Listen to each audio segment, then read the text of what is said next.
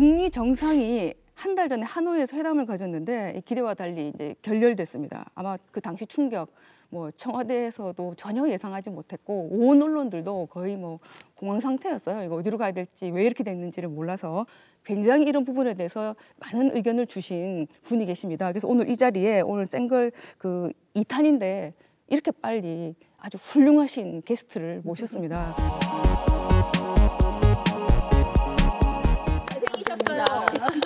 잘생기셨어요. 아니 근데 네. 이거 시작한 지 얼마 안 된 프로인데 네. 이렇게 연이어서 어려운 주제, 별로 재미없는 주제를 해가지고 이거 뜨겠습니까? 그게 걱정입니다, 저는 사실. 네. 치밀한 거 안 해. 저희 미모로 커버하고 치밀한 거 안 해. 네. 그것만 합니다. 열심히 큰 걸로 한번 띄워보겠습니다. 네. 하노이 회담 하기 전에 몇 차례 페이스북을 통해서 이 회담에 대해서 예의주시해야 될 것들이 있다라는 의견들을 많이 주셨고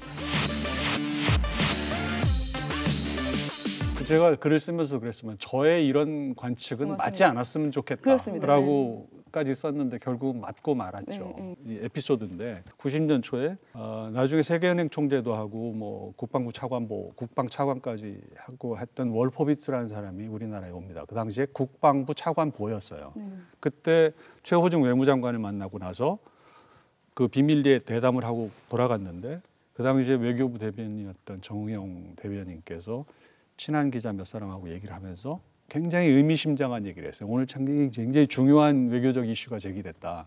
미국이 와서 북한이 영변에서 만들고 있는 어떤 핵 관련 시설을 dismantle, 그러니까 완전히 없애버릴 때까지 우리는 계속 압박을 하고 요구를 하겠다라고 하는 말을 하면서 한국 정부는 협조를 해야 된다라고 얘기를 하는데 아마도 이 일은 수십 년 걸릴 사안일 것 같고 굉장히 중요한 외교 이슈가 제기됐다라고 하는 말을 했는데 그때는 그게 실감하지 못했는데 그게 90년 초입니다.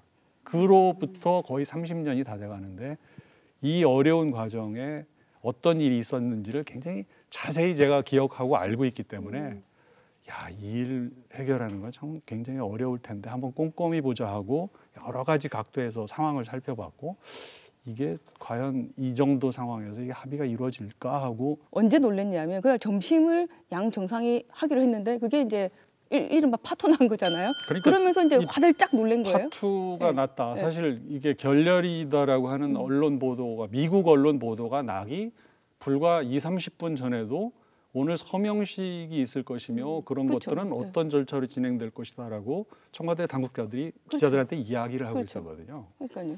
그럼 우리나라 그러니까- 정부는 그렇게 정보가 어두운 거예요? 오찬을 안 하기로 했다는 거는 이게 일이 얼그러졌구나라는 뜻인데 오찬이 취소됐다는 얘기가 전해졌음에도 불구하고 예정대로 서명식은 있을 것이다라고 얘기를 했으니까 그거 얼만큼 희망 섞인 관측을 가지고 상황을 객관적으로 보지 못한 거죠. 네. 그런 면도 있을 수 있잖아요. 약속을 어긴 건 미국이지 않습니까? 어떤 면에서 보면 많은 결과론적인 얘기긴 하지만 동시 이행, 뭐 그다음에 여러 가지 말들이 나왔을 그러니까 때 단계적 이행이냐, 뭐 그래서 뭐 빅딜이냐. 일괄 타결이냐, 네, 그래서 네. 일괄 타결이 아닌 쪽으로 뭐 말들 많이 했었잖아요. 물론 이제 의원님 말을 그래, 중요한 반박하는 거는, 건 네. 아니고. 아니 중요한 그런데 거는 싱가포르 회담에서 합의된 내용을 한번 보세요. 그냥 한반도의 비핵화를 위해서 서로 노력한다라고만 돼 있지 뭘 어떻게 하기로 한 적은 없어요. 이게 일괄 타결이다 네. 단계별 어떤 한 번도 그런 얘기를 한 얘기가- 적이 없습니다. 그리고 놀랍게도 여러분들이 내막을 더 들어보면 알겠지만 저쪽에서 그 교섭 실무대표를 지명을 했지만 끝까지 비건이 정해져 있는 이후에도 최선희라고 하는 부상과 얘기하라고 하면서 계속 대화를 피했어요. 그러니까 그러다 제대로 된 나지. 실무 협상이 실무 이루어지지 않은 협상은 건 사실 이루어지지 않은 이루어지지 않은 겁니다. 거죠. 네. 그 비건과 나중에 김혁철이라는 사람을 지명을 해서 실무 협상을 했는데 비건과 김혁철 사이에 실무 협상을 몇 차례 했는데 굉장히 놀라운 사실은 비건이라는 사람이 이 포드 자동차에 오래 있다가 갑자기 여기에 투입된 사람인데 그 사람은 공부를 해야 되기 때문에 계속 끊임없이 앤드류 킴이라는 CIA 출신 한국 그 센터장한테 계속 전화로 뭐 밤낮 없이 물어보고 겁니다. 그러니까 그 앤드류 김은 그 일을 떠났지만 앤드류 김은 폼페이오랑 같이 김정은을 여러 번 만난 사람이기 때문에 상황을 잘 알죠. 그리고 그 분야에 오랫동안 CIA에서 이걸 다루던 사람이고 그러니까 비건을 통해서 지금 북한이 어떻게 나오고 있는지를 굉장히 자세히 알고 있어요. 그런데 최근에 앤드류 킴이 지금부터 한 일주일 전이죠. 20일 날 서울에서 스탠포드 대학교 그 아태 연구소 사람들과 만나가지고 대화를 했는데 거기서 나온 얘기가 굉장히 중요한 얘기를 했어요. 김혁철과 몇 차례 만났는데 단 한 번도 비핵화 관련된 얘기를 하지를 못했다. 심지어 중간에 영변과 관련된 핵시설 이외 여러 가지 핵시설에 대해서도 우리는 관심을 갖고 있다라고 말을 꺼내니까 김혁철의 반응, 더블 코트. 나는 영변 이외의 곳에 핵시설이 있다는 말을 들어본 적이 없다. 이렇게 얘기를 했다는 거예요. 숨길 수 있다고 생각하나 보죠. No. 쉽게 말하면 인정 안 해요. 전혀 네. 그 협상의 그 재량권이죠. 그러니까 그런 걸 갖지 권한을 못한 갖지 못한 상태에서 온 상태에서? 거예요. 그러니까 김정은도 그렇고 트럼프도 그렇고 그냥 큰 얼개만 정해놓고 우리 둘이 만나서 한번談판을 져보겠다는 생각을 둘이 희망 섞인 걸 가지고 한 거예요. 트럼프는 내가 저 꼬마를 설득할 수 있다라고 생각을 한 거고 김정은은 트럼프 저게 국내 정치적으로 어렵고 뭐 초조하니까 내가 크게 저기를 하고 이렇게 하면은 지도 성과가 필요하니까 타협을 할 수 있을 것이다라고 하고 둘이 딱 마주친 건데 거기서 이제 결론이 안 난 거죠. 사실은 더 얘기를 들면 하노이에 오기 한참 전부터 트럼프 쪽에서는 이 회담은 깨자라고 마음을 먹고 왔다 그런 거예요. 그러니까 사실은 더 전통적인 외교적인 관점에서 보면 정상회담을 할 여건이 안 된 거를 한 겁니다. 외교라는 것은 어떤 나라도 지금 다 보면 자국의 이익을 위해서 속이고 뭐로든지 하려고 하는데 우리는 그런 전략도 없었던가. 저는 이런 면에서 조금 문제가 제기되는 수 있다고 저는 생각하지 외교를 않아요? 오랫동안 네. 취재한 기자고 네. 뭐 북한 핵 문제의 해결은 90% 이상 북미 간의 문제입니다. 그렇죠. 네. 우리가 할 수 네. 있는 뭐 역할은 없어요. 네, 네. 북미 간의 문제예요. 중재? 왜냐하면 역할은 할수 있나요, 북한이 핵을 포기한다고 했을 때 북한이 얻고자 하는 게 있잖아요.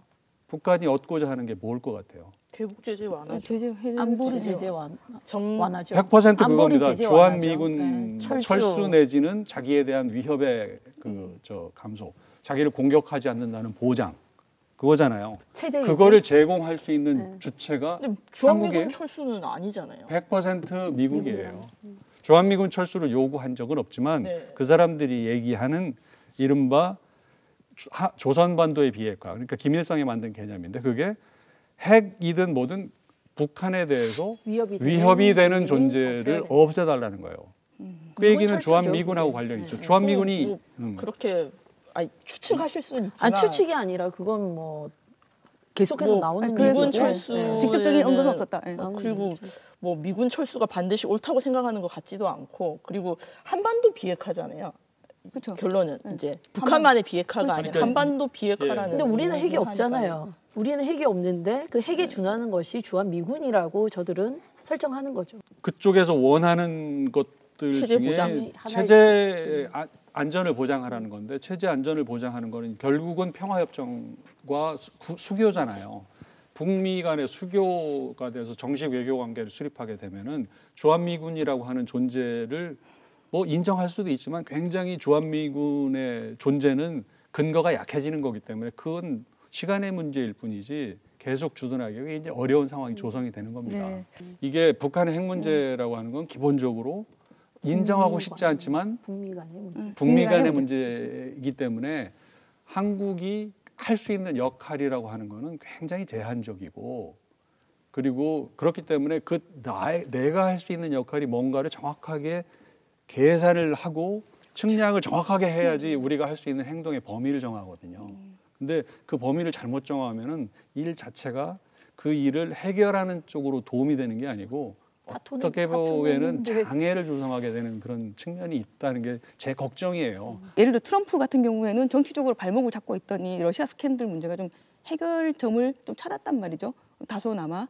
그래서 조금 더 이 트럼프가 정치적으로 활동하기가 좀 자기가 좀 자기 목소리를 소신껏 낼 수 있는 상황이 됐고 그렇기 때문에 나름 정치적 역량을 많이 투하했던 이 북미 관계 혹은 북비핵화 문제에 대해서 조금 더 성과를 내기 위해서 북한과 화해 제스처 조금 더 한 번 더 대화 이런 것들을 시도해 볼 수 있지 않을까 이런 질문들을 지금 좀 기대 섞인 얘기들 하고 있는데 미국 대통령 입장에서는 북한 문제는 아프간이라든지 이라크 사안보다도 더 중요한 사안은 아니에요. 그렇다 보니까 이게 나한테 정치적으로 도움이 될 수 있으면은 정성을 쏟되 이게 잘해도 큰 도움을 줄 것 같지 않다라고 하면 거기에 매달릴 이유가 없는 사안이라고 봅니다. 아까 말씀하셨지만 러시아 게이트가 굉장히 복잡한 사안이고 지금 뮬러 특검 보고서가 아직 전문은 공개 안 됐지만 혐의가 없다는 게 아니고 공모했다는 증거를 찾지 못했다라는 거거든요. 트럼프가 확실하게 성과를 낼 수 있다고 생각하지 않는 일에 올인하지 않을 겁니다. 하노이 회담장에서 테이블에 올려졌던 이야기가 영변 외에 플러스 알파. 그거 전면적으로 다 이제 포기해라. 이런 요구사항.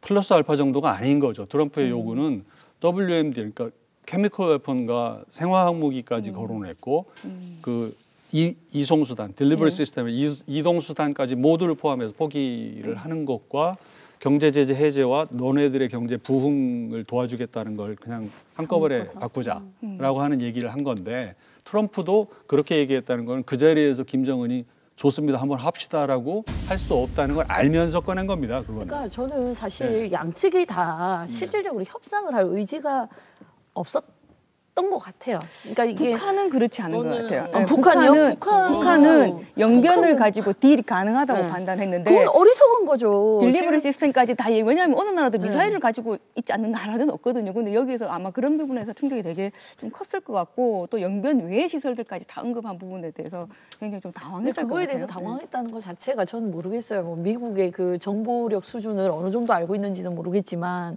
일단 1차 북미 회담 끝나고 나서 계속해서 북한에서 그런 그 뭐 평양 주변 여러 군데에서 핵무기 6개를 만들 수 있는 규모의 뭐 그 플루토늄과 우라늄 생산을 하고 있다라는 정황이 포착됐다라는 게 미국 정부에서 갖고 있었던 거잖아요. 그게 이제 북한에서 그걸 알았는지 어땠는지는 모르겠지만 사실 우리 정부도 그거에 대해서 저는 어떻게 이렇게 미국하고 어떻게 보면 같이 이제 공조를 해서 북핵 문제를 처리한다고 하면서 그런 정보에 그렇게 어두울 수가 있나라는 생각이 들더라고요. 이게 도움이 좀 될지 모르겠는데 14개 시설이 그 북한이 처음으로 미국한테 제시를 했어요. 근데 그 이후에 북한이 계속 미국과의 그 협상에서 리스트를 내지 않으려고 하는 이유는 미국이 가지고 있는 핵 관련 시설이라고 가지고 있는 미국이 확보하고 있는 위성 찍어서 사람 보내서 아니면 여러 가지 스파이를 통해서 수집된 정보로 미국이 핵과 관련돼 있다라고 보는 북한의 시설의 목록에는 390개가 있어요. 그러니까 미국은 390개가 핵과 관련된 시설이라고 생각하고 이걸 검증해야 되겠다고 생각을 하고 있는데 14개짜리 리스트를 낼 수가 없는 거예요, 도저히. 왜냐하면 그걸 내는 순간 이건 뭐니 물어보기 시작하면 이 협상은 금방 깨지게 돼 있는 거거든요. 그러니까 오히려 구체적인 실무 협상을 의도적으로 안 하려고 했다는 거죠. 그러니까 폼페이오가 처음 평양에 가가지고 김정은을 만났을 때 한 요구가 인벤토리를 달라고 그랬어요. 그러니까 싱가포르에서 만나기 전에 인벤토리를 달라라고 얘기를 하고 왔는데 결국은 지금도 안 주고 있는 거거든요. 그러니까 사실 미국의 입장에서는 저 사람들이 전략적으로 선택을 했고 핵을 포기할 의사가 있는지 없는지를 판단하는 근거는 인벤토리를 내는지 안 내는지예요. 제가 질문을 드릴 거예요. 북한이 완전한 비핵화의 의지를 가지고 있다. O. 절대 그렇지가 않다. 비핵화 핵을 포기 못할 것이다. X. 자, 이걸 가지고 지금부터 우리가 한번 들어보겠습니다. 있다. 없다. 우리 근데 이렇게 했다가 이렇게 살짝 돌릴게요. 왜냐면 그거 내가 하려고 했던 건데. 저 원래 변호사님 이거 아니었어요? 저한테는 안 물어봐요? 네, 드릴게요. 잠깐만. 옛 남자. 의원님 제 거 뺏어가면 안 돼요. 세모예요? 그거 황교안 씨가 세모 좋아한다는데 김정은 본인의 마음속에 아직 마음을 결심을 못한 거는 확실합니다. 요약을 하면 사실 이 북한 핵 문제라는 게 북미 간의 제재의 역사입니다, 사실은. 그런데 사실상 북한이 이건 내 이러다가 죽겠구나 하는 생각을 하기 시작한 제재는 1년 반 됐어요. 그러니까 2017년 8월 4일에 한 제재입니다. 2371호. 2371호 네, 제재. 맞네요. 그 제재를 하는 순간부터 사실상 실질적인 제재가 시작됐어요. 그리고 공해상에서 PSI를 동원해서 이렇게 환적하는 걸 감시하고 위성으로 쉽게 말하면 북한이 1년에 수출을 한 거가 뭐 크게 잡으면 28억, 30억 달러를 수출을 하는데 그냥 한 해, 2017년 한 해 절반으로 줄었어요. 아니, 그러니까 제재 자체가 효과가 없었다고 얘기를 하진 않죠. 말씀하신 그러니까 것처럼 그렇기 있었지만 때문에 이게 잘못하면 조금만 더 끌고 갔다가는 이게 저도요. 큰일 나겠구나 하는 생각이 위기의식을 들잖아요. 근데 북한이 하는 저는 거니까요. 경제적으로 지금 너무 압박을 받고 있겠다. 이게 뭐 사실 이거 자세히 들여다볼 일이 없었는데 유엔 안보리 제재라는 거를 이번 참에 공부하면서 들여다보니까 와 정말 장난 북한 경제가 엉망일 수밖에 없겠다라는 생각이 들고 제재 굉장히 무서운 거예요. 네, 사실은 여기에서- 제재를 해놓고 네. 사실은 단속을 안 하고 있었거든요. 네. 그러다가 사실은 트럼프 행정부 들어서 꼼꼼하게 단속을 하기 시작하니까 이게 이게 네. 정말 무서운 네. 거구나 하는 걸 깨닫기 시작한 거고 사실은 여러분들이 뭐 개성공단, 금강산 뭐 이런 걸 가지고 굉장히 막 큰 이슈처럼 얘기하지만 그거 캐시가 돈이 얼마나 가느냐를 놓고만 따지면요. 1년에 가장 많을 때 1년에 1억 5천만 달러입니다. 그런데 철광석 수출 못하게 하잖아요. 크게 보면 10억 달러고 작게 봐도 7억 달러예요. 그러니까 엄청난 거죠. 네. 그걸 못 파는 거예요. 철광석 그 석탄은 많거든요, 북한이. 그렇죠. 지금 그거 안 되죠. 뭐 섬유 의류까지도 제한하죠. 해외 파견 노동자도 지금 신규로 못하게 하잖아요. 그러니까 외화벌이 자체를 지금 못하는 거 아니에요. 인력들이 나가서. 그러니까 저는 지금 제재로 계속 가나요? 그러니까 저는 북한이 그게 이 해답인가? 제재를 북이 그러니까 미국도 네, 지금 뭐 해답인가요? 협상 회담 결렬되고 나서 더 강화하겠다라고 강경 기조로 지금 돌아서고 는 메시지를 계속 보내고 있잖아요. 미국은 회담 결렬 이후에 일단은 북한을 더 압박하기 위해서 이 제재를 풀 생각이 없고 그대로 유지하겠다라는 입장을 갖고 있는데 여기에 우리나라가 문재인 대통령이 3월 1일 날 그 3.1절 경축일 행사 때 말씀하신 게 남북 경협이라든지 뭐 금강산 문제에 대해서 협상을 해서 잘 해결을 미국을 해보겠다. 설득해보겠다. 미국을 설득해보겠다. 이런 메시지를 내보내는 자, 게 네, 그래서 그 대목이 선물을 참 기에 얻는다. 여기서 한국 정부는 어떻게 할 것인가? 이른바 중재자론. 그 3.1운절 날 행사 때 네. 말씀하신 그 역할이 아마도 그런 입장일 거예요. 인도주의적 차원의 입장과 우리가 동포로서 남북한이 통일에도 서로 주체니까 그런 입장도 있을 거고 또 그러면서 또 미국의 입장에서 주장하는 비핵화에 대해서도 우리 국민들이 동의하거든요. 핵은 없는 게 좋겠다.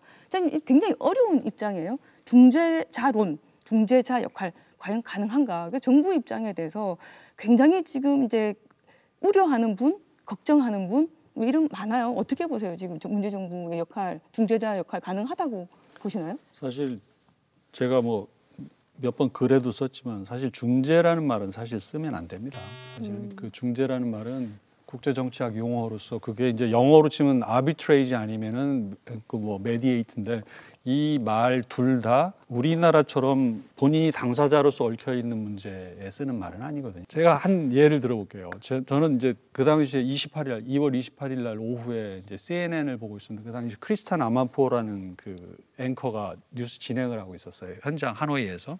근데 이게 이제 결렬이 됐다라고 하는 소식을 전해졌는데 한국 반응은 이렇습니다 하고 읽어요. 그러면서 우리는 회담이 결렬된 데 대해서 매우 놀랍고 당혹스럽다. 이게 영어로 very surprised and perplexed라고 하는 말을 이렇게 하는 거예요. 그러더니 반응이 뭐냐면 1등이 한국과 미국은 treaty alliance, 동맹을 맺은 우방이고 그런데 우리가 북한하고 협상을 해서 깨졌는데 왜 당황스러운 퍼플렉스라고 반응하는지 좀 이건 좀 과한 표현 같다라고 하면서 그냥 넘어갔어요. 그게 미국의 인식입니다.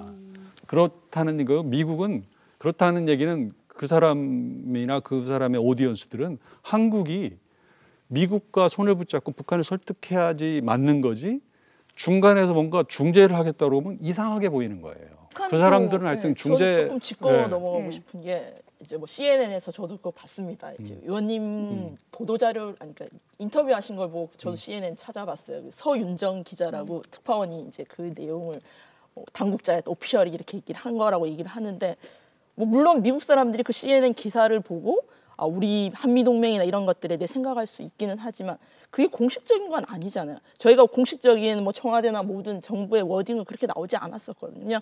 그 기자가 청와대 당국자에게 물어왔던 내용이다. 그러니까 그렇게 얘기를 하더라는 게 너무 이렇게 우리가 일반적으로 일반화해서 받아들이는 거는 좀 무리가 아닐까 싶습니다. 그거는요. 이게 이제 진실은 그래요. 사실은 김무겸 대변인이 그날 오후 6시쯤 돼서 상황이 정리된 다음에 발표한 정리된 문안으로 발표했을 때는 뭐 상당한 진전이 있었다고 평가를 한다. 그러나 최종 합의에 이르지 못한 부분에 대해서는 안타깝게 생각한다. 뭐 후속 회담이 있기를 기대한다. 이게 이제 정리된 멘트인데 중요한 건 뭐냐면 우리나라 언론들도 통신들도 오후 4시, 3시 상황에서 거의 대부분이 정말 당혹스럽다라고 하는 말들을 다 기사로 썼어요. 그건 그렇죠. 청와대 당국자들이 그렇게 말을 했기 때문이고. 그래서 근데 합의는 이루어질 네. 걸 전제로 해가지고 지금 장관도 교체하고 청와대 이 업무를 담당하실 분들 인선도 다 했다는 거 아니에요. 그 근데 놀라운 사실은 네. 이제 남북 경협을 위해서 그 그렇죠. 통상교섭 통상하던 본부장 하던 그 김현종 씨를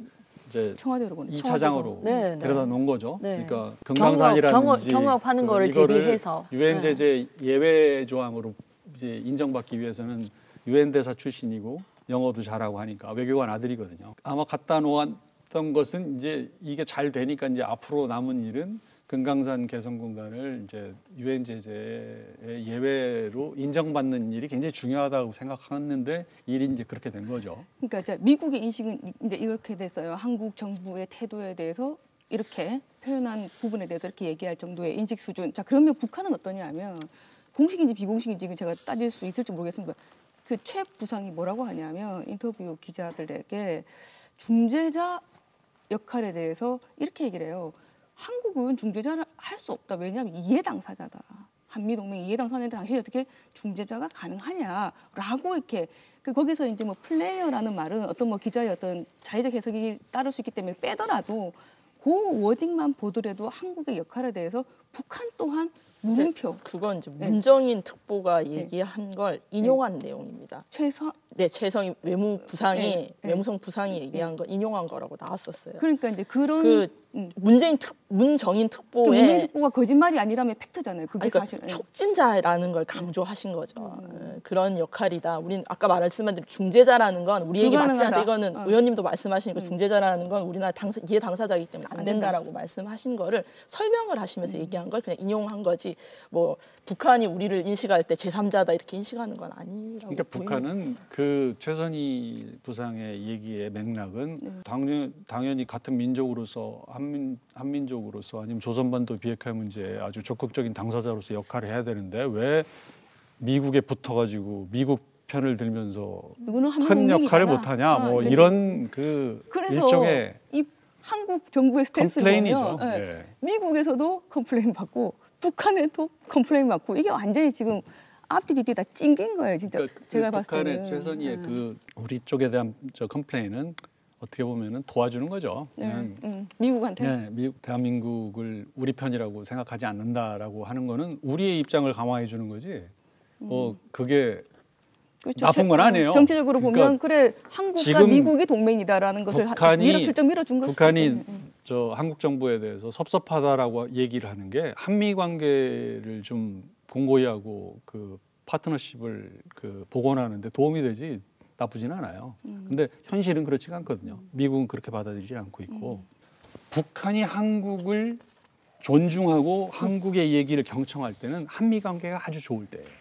한미 관계가 안 좋으면요, 북한이 한국을 별로 이렇게 무시해요. 높이 생각하지 않습니다. 네. 특히 한미 관계가 안 좋으면요, 중국이 우리를 굉장히 좀 우습게 봐요. 그렇기 때문에 어떻게 보면 우리와 그 미국과의 관계는 친하게 지내고 틈없이 지내서 한국이 손해 볼 건 하나도 없어요. 근데 이제 우리 정부가 사실 이게 정부가 북한을 바라보는 입장 이런 것들이 좀 이 협상에 있어서는 명확해야 될 것 같아요.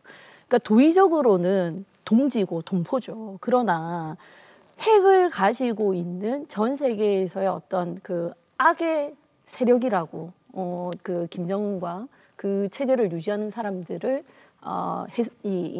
정의한다면 사실은 그 문제를 해결하기 위해서는 미국과 파트너십을 가지고 공고히 하고 해결하려는 노력을 해야지 인도주의적인 거에 자꾸 이렇게 흔들리다 보니까 사실은 뭐 미국에서 볼 때도 이 한국 정부를 신뢰하지 못하겠다. 뭐 협상하는데 도움을 주려고 하는 것이냐, 아니면 진짜 파토를 내려고 하는 것이냐, 도움이 안 된다 이런 얘기를 하는 거 아닌가요? 그러니까 정부 여당은 네. 그렇지 않죠? 네, 너무 말씀하세요. 앞서 가시는 것 같아요. 아니요, 실질적으로 아니, 잠깐만. 한 네. 번도 흔들린 적이 없어요. 그리고 흔들린 약간의 적이 뭐 없는데 이견 그러면 차이는 있을 잠시만요. 수 있죠. 미국에서 아니, 왜 그러니까 그렇게 들어주고 생각하냐는 얘기하면 거예요. 그러면 의견 네. 차이가 있을 수는 있죠. 우리가 미국의 밀착이라는 말씀 이렇게 빈틈이 없어야 된다라는 말씀은 맞지만 우리가 뭐 미국의 52개 주도 아니고 우리 자주 국가고 한미 동맹의 의미는 동등한 당사자끼리의 동맹이잖아요. 그런 의미를 갑자기 뭐 속국이나 된 것처럼 아니 뭐 근데 제가 속국이라고는 뭐 대화 속국이라고 상대가 안 얘기한 건 된다 아니죠. 뭐 이렇게 그러면 어디, 대화가 어디가 상대가 대화 상대가 안 돼? 미국 한국과 미국이 우리를 보고 대화 상대가 안 된다라고는 제가 표현하지 않았던 것 같고요. 신뢰하기가 지금 힘들다라는 판단들을 미 국무부 내에서 얘기한다. 뭐 이런 얘기들을 저도 이제 언론이나 다른 매체를 통해서 듣는 거죠. 그래서 사실은 그런 거에 대해서 좀 여쭤보고 싶었던 거예요. 실제 그러니까 미국에서 한국 정부를 어떻게 우리 생각하는지. 모두 다 이 쉽게 얘기하면은 저도 30년 전 이 사안을 바라볼 때에 비해서는 어떻게 보면 아주 심플한 기준으로는 좀 보수적인 시각을 갖게 된 건 맞아요. 그렇지만 그거는 오랜 동안 북한이 네다섯 번에 걸쳐서 중요한 아주 합의를 했는데 그 합의가 깨지는 과정은 물론 북한은 미국 때문에 깼다고 얘기를 하지만 합의와 깨지는 과정이 남북 비핵화 공동선언, 제네바 합의, 9.29 공동선언, 그리고 북한 영변 불능화 조치, 그다음에 2.29 선언 다 이런 것들이요. 합의되고 나서 불과 1년이 지나지 않아서 다 깨졌습니다. 깨지고. 네. 그러니까 결국은 우리가 6번째 합의를 지금 추구하고 있는 거라고 봐야 되는데 그러면은 5번의 합의가 깨지는 과정을 본 사람이 6번째 합의를 하면서 깨진 과정과 똑같이 또 다른 합의를 한다는 건 바보거든요. 엊그저께 그 반기문 총장이 한 번 속은 건 속인 사람이 나쁘지만 2번 속으면 속은 사람이 바보라는 얘기가 서양 속담에 있다라고 얘기를 했지만 그건 벌써 5번 속았는데 6번 속는다는 건 좀 그런 거잖아요.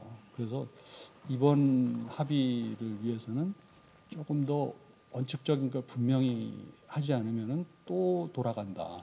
그리고 이번 제재를 풀면은 다시 반창고 뺐다가 붙였다 할 수 있는 게 아니거든요. 제재는 중국과 러시아가 상임이사국이 합의를 했기 때문에 제재가 가능했던 건데 그걸 한번 떼잖아요. 그러면 중국과 러시아는 거부권 행사합니다. 하면 다시는 제재를 못 해요. 제재를 못 하겠죠. 근데 그렇기 지금 때문에, 뭐 제재 문제 나오셔서 그러는데 네. 미국이 단일한 제재, 대북 제재도 하지 않습니까? 그것도 미국 혼자 하는 제재로는요 한계가 있는 거예요. 그러니까 방코델타 아시아 은행 같은 게 미국이 혼자 한 제재인데 9.19 공동선언 이후에 예. 그런 것들을 가지고는 북한이 버텼잖아요. 북한이 대외 교역량이 절반으로 그냥 한 번에 줄어든 그 일은 이 사태밖에 없어요. 이게 이 간접 제재 후폭풍이 네. 이렇게 큰 거를 자기들도 이제서 몸소 이제 느끼고 느낀 있는 거죠. 거죠. 지난 예, 1년 예. 반 동안. 그러니까 사실은 이렇게 뭐 유엔 안보리 제재라는 것이 결국은 이게 이제 중국이 어떻게 또 입장 변화를 하느냐에 따라서 느슨해질 수도 있고 정말 깨질 수 있는 건데 어떻게 보면 참 괴롭지만 이왕 제재를 했을 때 제재를 해서 북한이 뭔가 이렇게 움직일 때 더 확실한 좀 답을 얻을 수 있도록 이 미국과 대한민국 정부가 좀 이렇게 전략적으로 접근을 해서 시작이 되었을 때 마무리를 지을 수 있는 그런 모멘텀을 확실하게 만들어야 되는데 지금 우리도 그럼 더 제재하자고요? 더 제재는 아니고 지금 이 기존의 제재 체제를 유지하면서 어쨌든 다시 협상 테이블에 앉을 수 있도록 정부가 중재 역할을 뭐 촉진자가 됐든 중재 역할이든 아니 그걸 그래서 해야 된다는 궁금한 거죠. 게 네. 자, 그래서 이제 마지막으로 우리 질문 제가 하나씩 드릴게요. 자, 그래서 북미 회담은 연내에 다시 열릴 수 있을 것이다. 두 번째 또 하나 질문. 김정은은 연내 서울 답방을 할까? 그건 X. 그건 어려울 것 같아요. 세 번째, 네. 한미 정상회담은 연내에 열릴까?